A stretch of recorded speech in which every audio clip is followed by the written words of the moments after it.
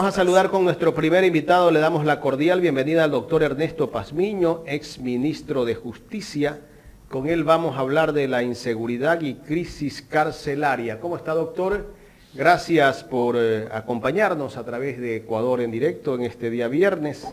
Doctor, bueno, los ecuatorianos, uno de los principales problemas, si nosotros hacemos una encuesta, uno de los principales problemas que tenemos en este país es la inseguridad.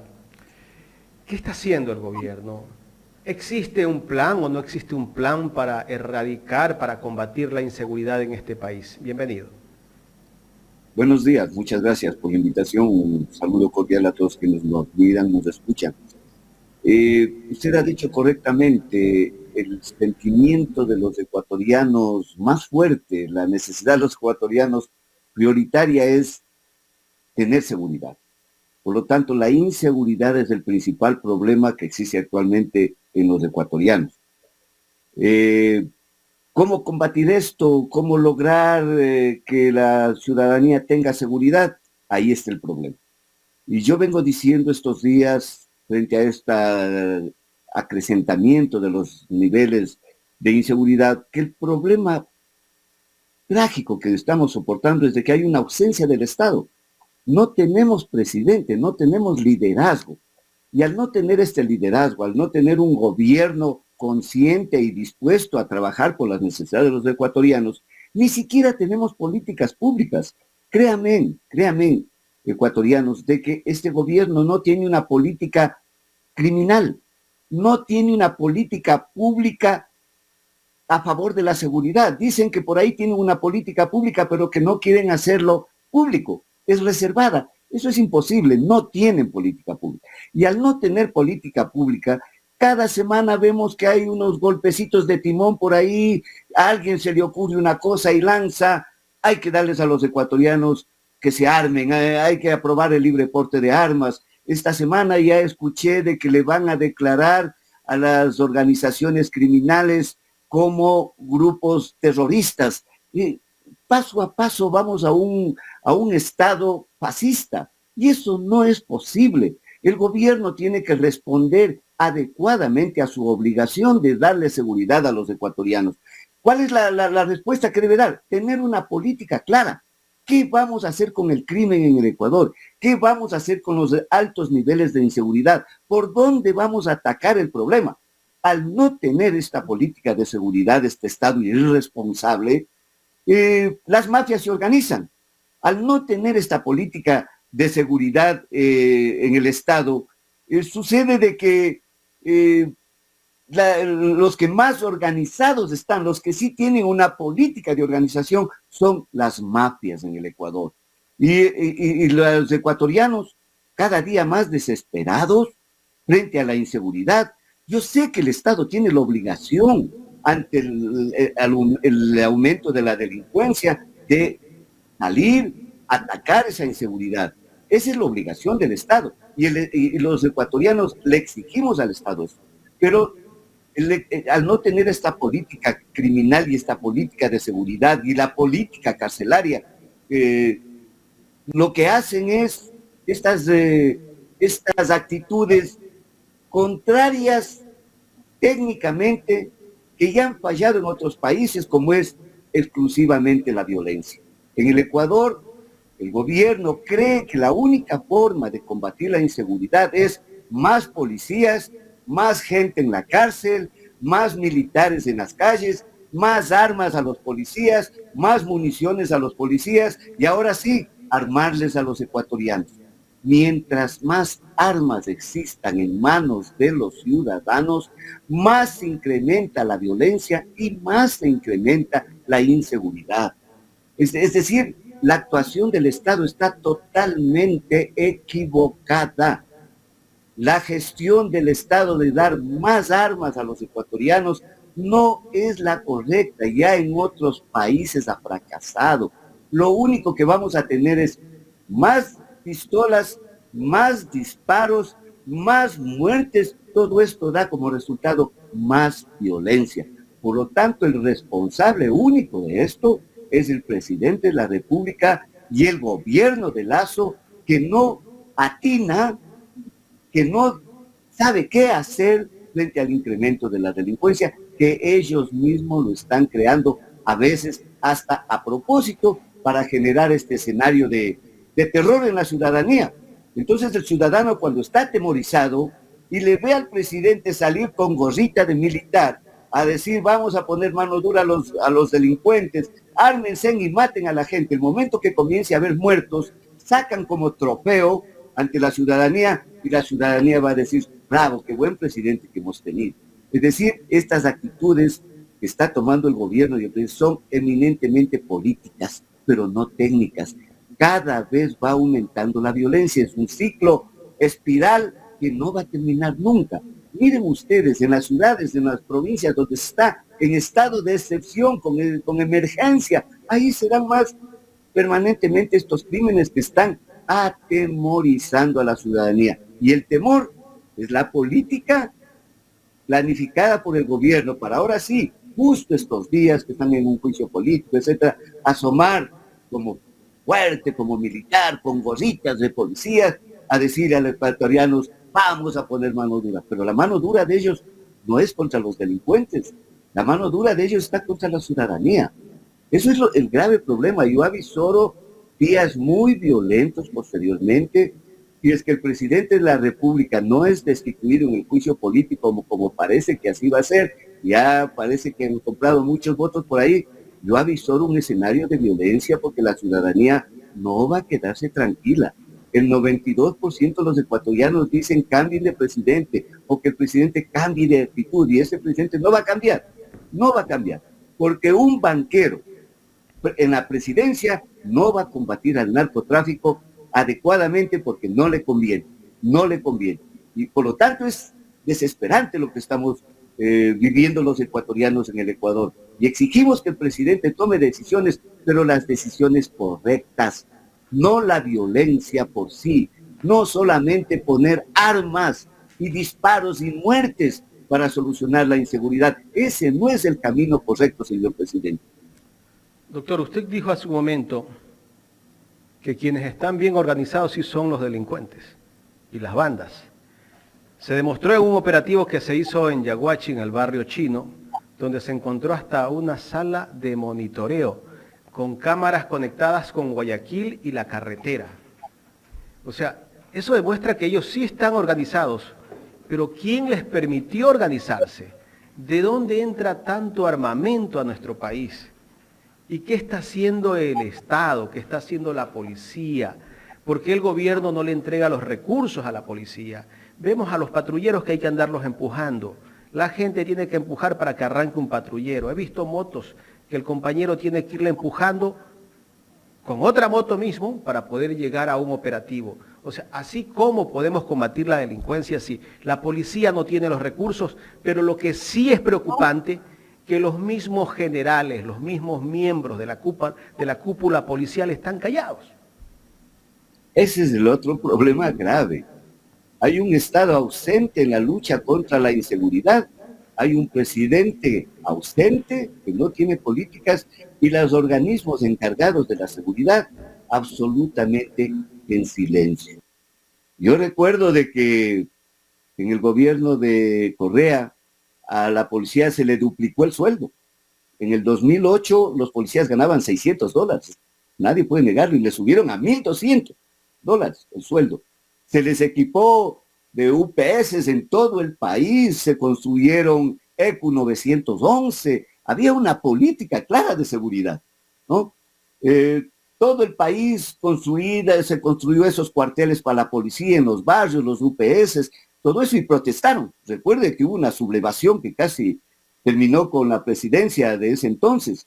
Y ahora los policías que les entregan los patrulleros que les compraron en el gobierno de Correa, medios pintaditos, pero tienen que andar empujando, no tienen ni para la gasolina, y no tienen un trabajo de inteligencia policial y la inteligencia militar que no funciona, o funciona y se callan, como en el caso del Gran Padrino. La policía tenía todo el informe listo, pero lo escondieron. Eso está pasando ahora. Como al gobierno no le interesa combatir al delito, no le interesa, esto lo ratifico, no le conviene a un banquero en el poder, no le conviene terminar con la delincuencia, porque la delincuencia viene, mis estimados amigos, la ramificación de todos los delitos viene desde el narcotráfico. Es decir, el narcotráfico está organizado, de ahí hay grupos para que asesinen, otros grupos de sicarios, otros grupos para que roben, otros grupos para que secuestren, etcétera.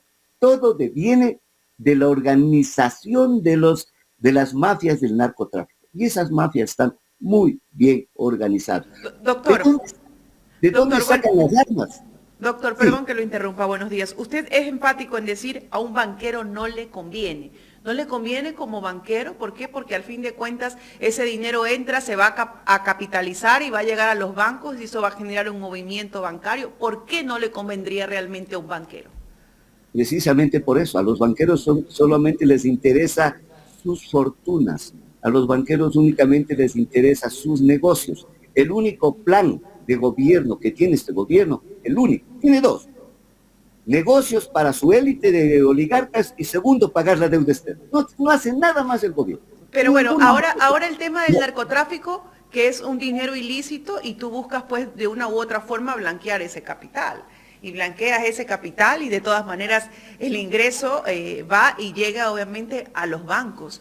De una u otra forma ese seguimiento que se le hace al dinero mal habido, por así decirlo, viene basado desde dónde llega a esos bancos. Podríamos decir entonces que el presidente de la República, que es banquero, sabe muy bien cómo es el tratamiento de estos dineros y conoce, entonces no le interesa hacer algo que bien pudiera hacerlo por tratar de una u otra forma de eliminar esto.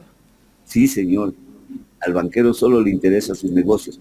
Y les digo una cosa, lean la ley de defensa de la dolarización, vean los decretos emitidos por Lazo para ejecutar esa ley de dolarización, de defensa de la dolarización. Ahí se permite, se da espacio para el lavado de activos en los bancos.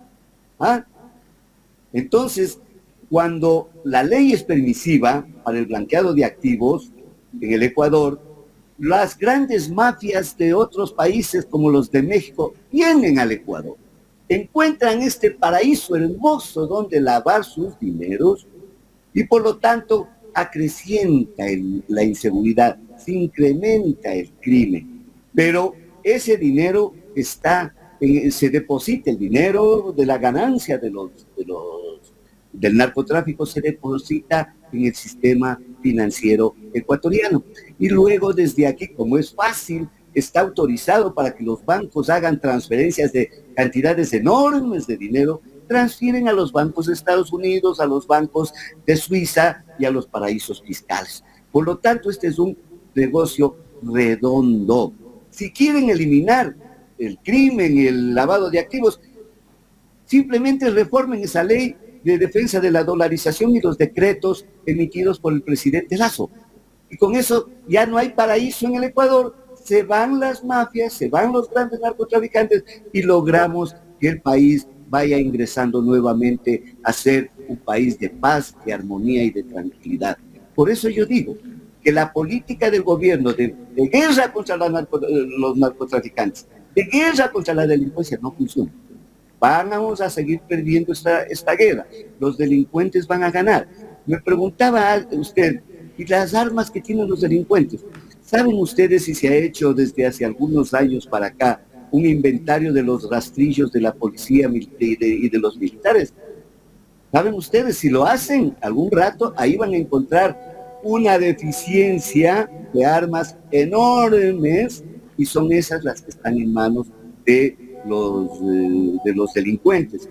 Esta semana hubo 12 muertos más en la penitenciaría, sí recuerdan, ¿cierto? ¿Y con qué les mataron a los 12? Con armas, con fusiles de alto calibre.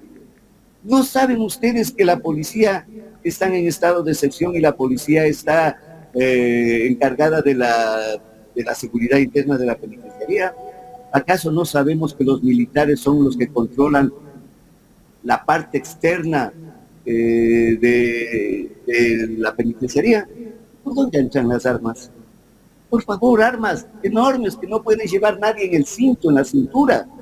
Esas armas entran a la penitenciaría para que se arme una banda y liquide a otra. Después de unas semanas ya veremos que esa otra banda está armada y liquidará a la otra. Y así poco a poco las bandas se van aniquilando adentro sin que la policía no realice un solo disparo. Entonces esto es como que está bastante bien programado, ¿no es cierto? Esta es la política de limpieza social entre ellos, que se maten entre ellos al interior de las cárceles. Por lo tanto, seguiremos viendo muertos en las cárceles.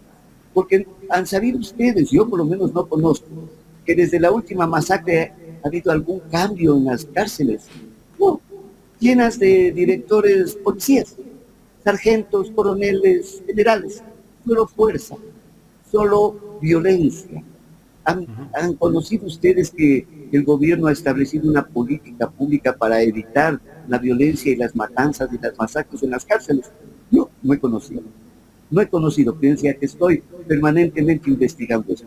Así es que, vuelvo a decir, el responsable de la violencia en las calles, el responsable de la violencia en las calles es un gobierno inepto, un gobierno irresponsable, un gobierno que no tiene política pública para combatir estos graves problemas del Ecuador. La única política de ellos es una política de negocios a favor de su élite. Nada más. Vayan a ver, solo en esta última semana, mis queridos amigos, a pretexto del riesgo país que se ha elevado, les regalan 280 millones a los bancos, 122 millones para el Banco de Guayaquil y el Banco de Pichincha. Eso es un mensaje a la ciudadanía, porque ellos le dicen, vean, ecuatorianos, me importa un carajo ustedes, me importa un comino lo que ustedes están sufriendo, pero mis pobres banqueritos con el riesgo país están pagando más intereses y les vamos a regalar 280 millones. Eso es lo que genera el resentimiento de la juventud, jóvenes ingenieros, abogados, economistas que no tienen dónde trabajar, bachilleres que no pueden ingresar a las universidades, y eso se convierte en un caldo de cultivo, pero exquisito para las mafias, y les reclutan, están más tranquilos. Claro. Lo que el Estado no les protegió, le hace las mafias. Lo que el Estado abandonó, los territorios en las grandes urbes populares, en las grandes urbes empobrecidas, donde no hay agua, no hay salud, no hay nada. Ahí van las mafias y se ganan agua en los tanqueros, y construyen un centro de salud y les dan salud a la ciudadanía. Es decir, las bandas ocupan los territorios abandonados por el Estado irresponsable. Esta semana entrevistaba al doctor Felipe Vega de la Cuadra, quien fue viceministro de Defensa, fue ministro de Gobierno en su momento, y él decía que quien ha pactado con las bandas del crimen organizado es el SNAI. ¿A cambio de qué? A cambio de discotecas, prostitutas e impunidad. Y analizando a profundidad lo que nos dijo el doctor Felipe Vega de la Cuadra, sí da pues todo lo que nos dijo en esa entrevista. Porque ¿quién maneja las cárceles? ¿Quién decide? ¿Quién pone las reglas? Es el SNAI, pues. ¿Cómo entran? ¿Por dónde entran las armas? ¿Por dónde entra la droga a las cárceles? ¿Quién controla todo? ¿Por qué no están los escáneres? El doctor de la Vega fue viceministro de Gobierno, me parece también. Conoce perfectamente la actuación de la policía. Sabe perfectamente, conoce exactamente lo que hace. Aparentemente estos 2-3 meses no hubo ninguna muerte en las cárceles. Es por lo que usted acaba de decir y ha dicho el señor de la Vega, y lo afirmo yo. Es el pacto que hizo el SNAI con las mafias de que por Dios no se metan, no se maten nuevamente. ¿Y a cambio de qué? Que entre la droga, que entren armas. ¿Saben ustedes? Hay 37,000 presos. Están mintiendo el SNAI cuando dicen que hay 32, porque están comiendo 37,000. Son tan ingenuos que dicen hay 32,000 presos, pero están pagando la comida para 37,000. Por Dios, tienen que ser policías ahí que no tienen conocimiento de nada. Entonces, yo les digo solo, 37,000 presos en las cárceles. Que cada preso compre $1 al día de droga. $1. Son $37,000. diarios. Multiplique eso por semanas, por meses, es un negocio redondo. Entra la droga. ¿Por dónde entra tanta droga? Por los lugares donde controla la policía, por los lugares donde controlan los agentes de seguridad del SNAI. Adentro, ustedes saben, a mí me mandan fotos cada rato porque a mí me conocen tanto en las cárceles, ¿no? Tremendas fiestas con mujeres, whisky de la mejor calidad, comida de la más exquisita. ¿Quién controla las cárceles? Sigue siendo las mafias. Perdónenme, siempre ha habido. Cuando yo fui ministro de Justicia, también ellos controlaban. Pero comenzamos en un proceso de conversación para ir buscando alternativas de ir terminando con ese tema. Y recuerdo que un periodista me entrevistó y me dijo, ¿y qué va a hacer, doctor Pazmiño? ¿Qué va a hacer usted, ministro? Voy a conversar con los jefes de las mafias. Salió un titular y la ministra de Justicia de Gobierno llamó y dice, ¿cómo vamos a negociar con las mafias? No es posible pacificar las cárceles si no hay acuerdos con los grupos que ahora manejan las cárceles. Meter a los militares allá adentro, meter a la policía, será momentánea la tranquilidad de 10 días, 15 días. No, si fue terrible eso, yo no duré ni 5 meses porque no había políticas para eso. Dije, aquí no hay espacio y sigue habiendo esos problemas. O sea, los problemas anteriores, en el 2012, recuerdo, 2011, hubo una política pública para las cárceles, pero que luego ya nadie lo hizo caso, lo anularon. Y este problema de la inseguridad en las cárceles, yo decía, el problema de las cárceles se va a mutar a las calles. Y ahí está. Las bandas que se pelean en las cárceles son las bandas que se pelean por los territorios en las ciudadelas y en las ciudades.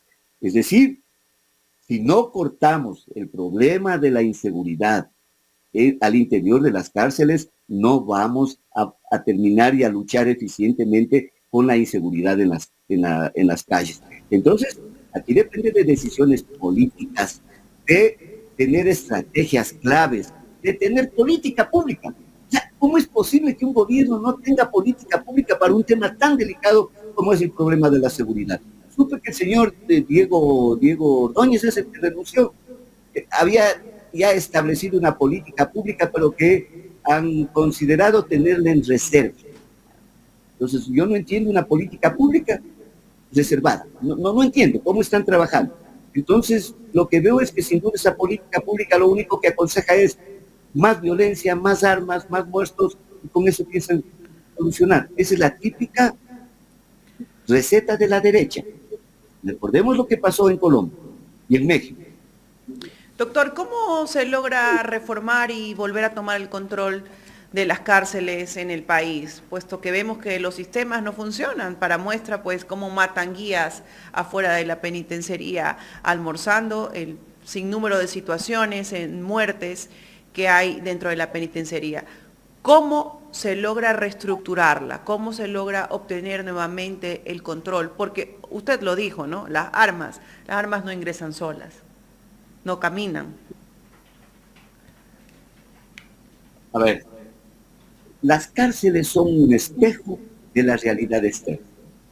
Lo que sucede en las cárceles sucede exactamente en la sociedad externa.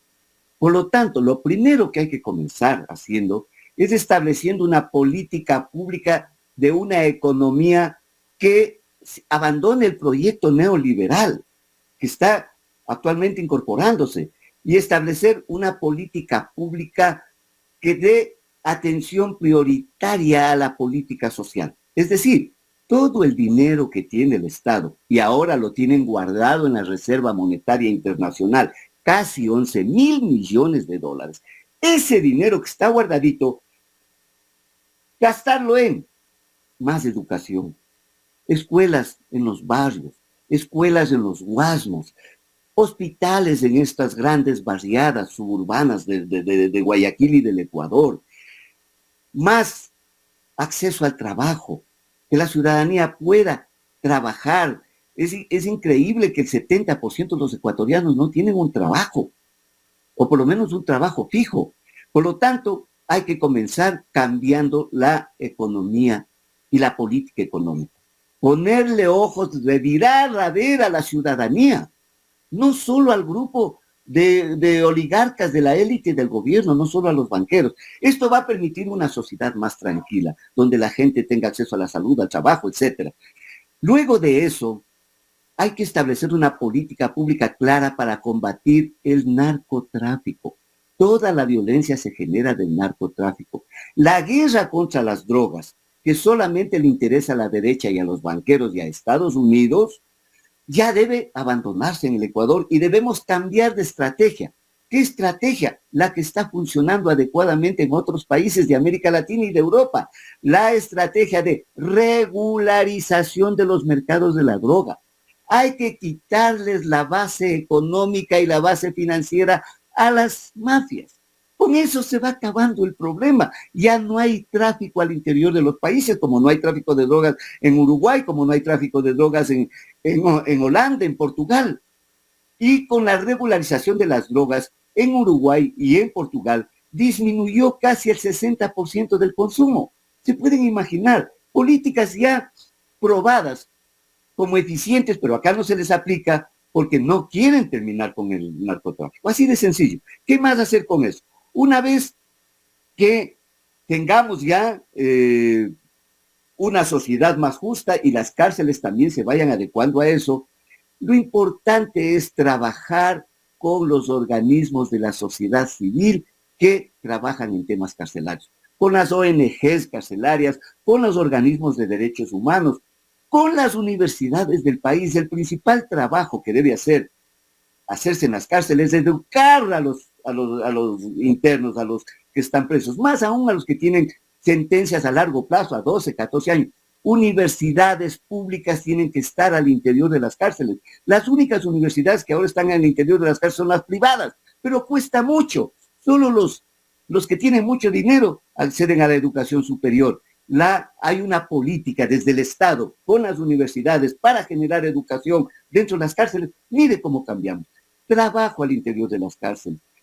Yo no estuve de acuerdo nunca con la posición del presidente Correa de construir las megas cárceles. Ellos decían, pero bueno, es que con una cárcel grande ponemos un hospital grande y solucionamos el problema. En vez de dar comida a 100 acá, 100 acá, 100 en otras, aquí les damos de comer a 5,000, a 6,000 y puede mejorar. No. La técnica aconseja cárceles no mayores a 500 personas, para que sea un trabajo muy personalizado con los profesionales que tienen que ver con la reinserción social. Yo decía, no contraten 1,500 nuevos agentes de seguridad, contraten 1,500 nuevos psicólogos, psiquiatras. Créanme ustedes que no hay un psiquiatra, uno, en las cárceles del país.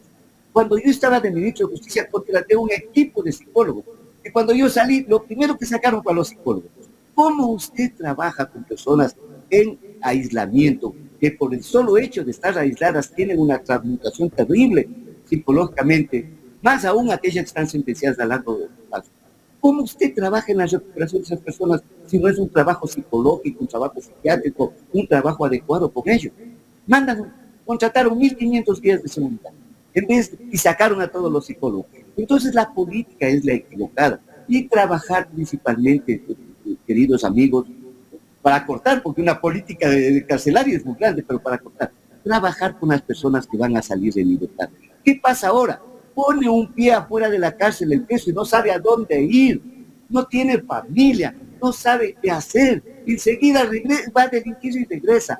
El Estado tiene que estar esperando al preso que sale, en un convenio con las empresas privadas. Ahí sí trabajen con las empresas privadas. Solo por darle un ejemplo. Una empresa automotriz ensambla carros en el Ecuador. Al preso le preparo con esa misma empresa adentro. Le enseño a que pueda ensamblar un carro. Sale libre y le llevo a la empresa que trabaje.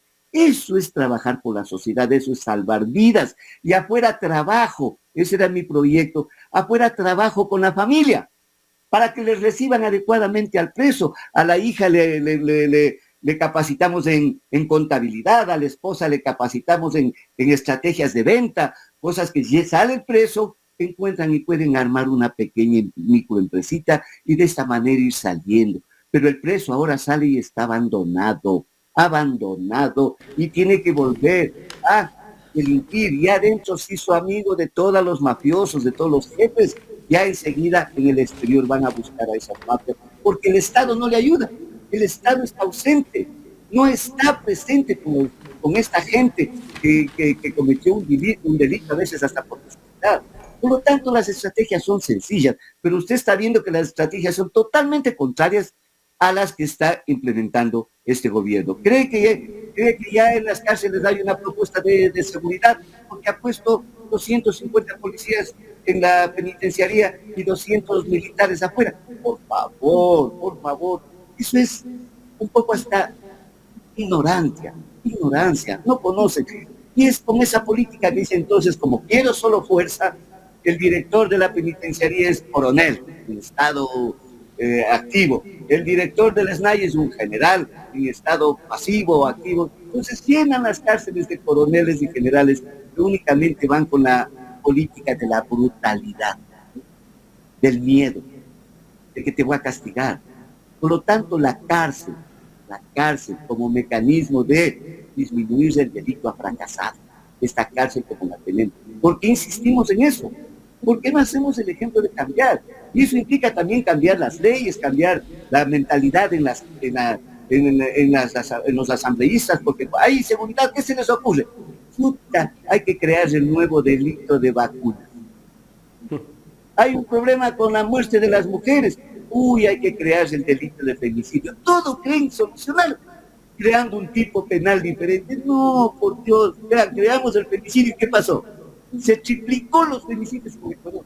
Y si les damos armas ahora, el grave problema que vamos a tener que soportar es el incremento de la violencia intrafamiliar. Y las muertes, los femicidios. Porque un hombre violento armado, ay caramba, unos ecuatorianos que no respetamos ni el semáforo rojo, ecuatorianos que no respetamos ni el paso cebra, van a respetar, van a poder manejar psicológicamente un arma. La violencia va a incrementarse. Doctor, interesante su exposición el día de hoy. Vamos a seguir conversando en los próximos días con usted de otros temas del sistema de rehabilitación y la inseguridad que vive el país. Muchísimas gracias. Gracias a ustedes. Un abrazo. El doctor Ernesto Pazmiño, ex ministro de Justicia, aquí en el programa Los Especialistas de Ecuador en Directo. Sin duda alguna nos hace falta política pública, política de seguridad, como decía el doctor Granja, una política criminal también con respecto a estas organizaciones y con los diferentes problemas que tiene este país, sobre todo en términos de inseguridad. Jaime.